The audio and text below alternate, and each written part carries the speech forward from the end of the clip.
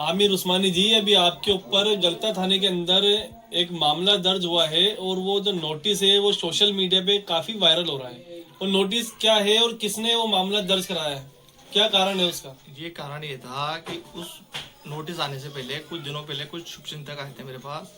उन्होंने कहा कि असलम फारूकी जी के पास आपके खिलाफ एफआईआर दर्ज कराने का कोई मामला है, तो या तो आप उनसे राजीनामा कर लो, राजीनामा यानी कि चुनाव में सेटलमेंट कर लो, उनको वो दे दो। तो मैंने उनको साफ साफ मना कर दिया कि भाई मैंने कोई ऐसी हरकत करी नहीं, अगर करी है तो आप खुल्लम खुला थाने में जाओ, कानून आपकी भी सुनेगा मेरी भी सुनेगा, ये थोड़ी एक तरफा सुनाई जाएगी। भले ही आपके पास बहुबल है, सब कुछ है, सक्षम है, डिप्टी मेयर है, लेकिन कानून कानून होता है, कानून सबके लिए बराबर है। तो फिर मुझे नोटिस आया था, फिर उससे पता चला, फिर वो मैंने सोशल मीडिया पे डाला था कि ये चुनाव के टाइम पे ऐसी हरकत क्यों करी असलम भाई ने। इससे पहले असलम भाई का मैं जहाँ तक मानता हूँ, मैं काफ़ी सालों तक उनसे जुड़ा हुआ था। 21 साल का राजनीतिक करियर है उन्होंने। इससे पहले उन्होंने उनके साथ बहुत मामले हुए, उनके साथ मारपीट हुई, बहुत बड़े बड़े मामले हुए, सब जानते हो, लेकिन उन्होंने कभी 21 साल के करियर में किसी के खिलाफ एक एफआईआर दर्ज नहीं कराई। तो इससे साफ साफ ये पता चलता है कि उनकी राजनीतिक करियर खत्म हो चुका है, वो चुनाव में सीधे सीधे हार रहे हैं, उनका टिकट भी कट रहा है।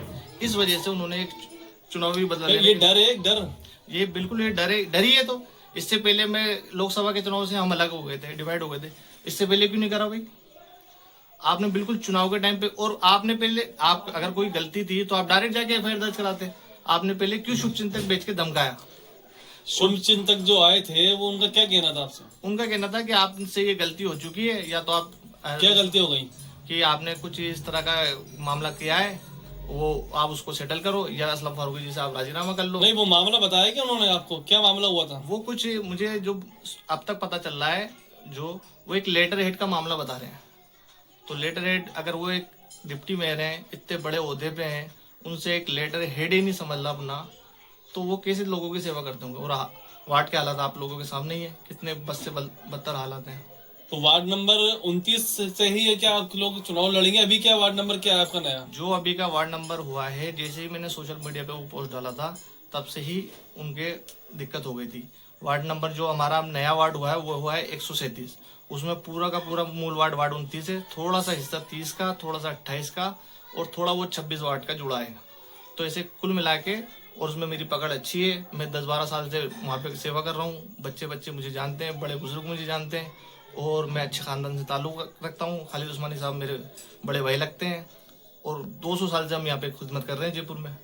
मतलब आपका कुल मिला के बात ये है, साफ तस्वीरों की अगर बात करें तो चुनाव जैसे जैसे करीब आते जा रहे हैं वैसे वैसे हाँ। एलिगेशन लगते जा रहे हैं जी। कि चुनाव में मैदान के अंदर उम्मीदवार कम हो जाए। हाँ, और ये एक वो भी है कि आप राजनीति में आते हैं तो सबसे पहले आपके खिलाफ ये पहली सीढ़ी है कि आपके खिलाफ झूठे मुकदमे दर्ज होने हो जाते हैं, और ये मेरी मजबूती दिखाता है कि ये इतने बड़े बड़े लोग कितना डरे हुए तो हैं। आपके पास जो शुभ चिंतक आए और आपके ऊपर जो एफआईआर दर्ज हुई, तो क्या आप चुनाव लड़ोगे या नहीं लड़ोगे? बिल्कुल, मैंने यही कमिटमेंट किया है, मैंने पोस्ट में भी ये लिखा है कि इंशाल्लाह मैं जिंदा रहा तो वार्ड नंबर 137 से चुनाव लड़ूंगा। मैंने हर तरह से तैयारी कर रखी है। महिला ओबीसी वार्ड होता है तो भी मैं चुनाव लड़ूंगा, मेरी वाइफ महिला ओबीसी से आती है। महिला वार्ड होता है तो मेरी वालदा चुनाव लड़ेंगी, और जनरल वार्ड होता है तो मैं खुद चुनाव लड़ूंगा। सोशल मीडिया के ऊपर भी काफी लोगों ने आपको एक समर्थन दिया है कि आमिर जी हम आपके साथ हैं, हमारे वकील भी आपके साथ हैं, और ऐसे जो नेताएं होते हैं वो नेता इस तरीके के डराने धमकाने के काम करते हैं, तो उसमें कितनी सच्चाई है? क्या वो लोग कौन है और क्या डराने धमकाने की क्या मामला है? बिल्कुल बिल्कुल, ये बड़ी राजनीति यही होती है कि वो छोटे नेताओं को, अच्छे काम करने वाले लोगों को बांधने नहीं देना चाहते, वो धन बल पे बंगई से दबाना चाहते हैं, और मेरे से पहले भी कई लोगों को दबा चुके हैं। तो अब ये तो सीधी सीधी लड़ाई है। मैं उनका धन्यवाद देना चाहता हूँ जिन्होंने सोशल मीडिया पे मुझे पर्सनल फ़ोन करके बुला के, मैं खुद ताज्जुब रहा कि इतने बड़े बड़े लोग मेरे से साथ जुड़े हैं, बड़े बड़े वकील जुड़े हैं। उन्होंने सबने, जो हमारे एडिशनल एसपी हैं, उन्होंने मुझे समर्थन कराया कि बिल्कुल ये जांच होगी, सही होगी। और मैं ताज्जुब हूँ कि इतने बड़े बड़े मामले चल रहे हैं, और जो छोटे लोग हैं, जैसे हमारे मामले, डाकूतान का एक मामला है कि किराएदार ने कब्जा कर रखा है एक मकान पे, पुलिस वाले उसकी सुनवाई नहीं करते। 20 लाख रुपए ले रखे हैं, वो किराए से रहती थी, 10-10 हज़ार 15-15 हज़ार रुपये जोड़ के उनने अपना घर लिया, उस पर एक किराएदार ने मकान पे कब्जा कर लिया। पुलिस आज तक वो मकान खाली नहीं करा पाई, न उनको बंद कर पाई। और भी बहुत बड़े बड़े मामले चल रहे हैं गलता थाने क्षेत्र में। लेकिन पुलिस पूरा प्रशासन एक लेटर हेड के मामले को के लिए इतना वो हो गया, बार बार पुलिस फोन कर रही है, नोटिस दे रहे हैं। तो इससे भी पता चलता है कि ये धन बल के साथ साथ प्रशासन का भी कितना दुरुपयोग कर सकते हैं। जैसे वो एक कहावत फेमस हुई थी कि किसी नेता की बकरी चोरी हो गई, तो ये लेटर हेड चोरी हो गई, ये इस तरह का मामला दे दिया। आप पहले डिप्टी मेयर जो हैं नगर निगम हेरिटेज के, उनके साथ ही आप काम करते थे, उनका कामकाज आप संभालते थे, फिर आपने उस कामकाज को छोड़ दिया, क्या कुछ कारण रहा है? बिल्कुल, मैं उनके साथ था जब वो पार्षद नहीं थे। मैंने उस समय उनका समर्थन किया। उन्हें मेरे जो जब डिप्टी मेयर थे उस टाइम भी आप साथ ही थे? उससे पहले भी मैं साथ था, और वो जब चुनाव हार चुके थे तब मैं उनके बुरे वक्त में उनके साथ खड़ा था। लॉकडाउन में उनके पास कोई टीम नहीं थी, कार्यकर्ता नहीं थे, उनकी आर्थिक स्थिति भी बहुत खराब थी। मैंने उस समय उनका साथ दिया, सब लोग जानते हैं। लॉकडाउन में मैंने मेरी पूरी टीम उनके साथ लगाई, जिन्होंने किट बांटे, सब करे, घर जाके हमने सर्वे करे, राशन की किट बांटे।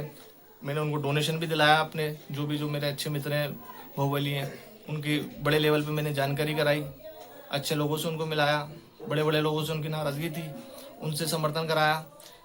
यहाँ तक कि A1 टीवी में जो सबसे पहले डिप्टी मेयर बनाने की न्यूज़ चली थी, उसमें मेरे भाई प्रिंस रूबी साहब काम करते हैं, उनसे मैंने रिक्वेस्ट करके वो न्यूज़ चलवाई थी।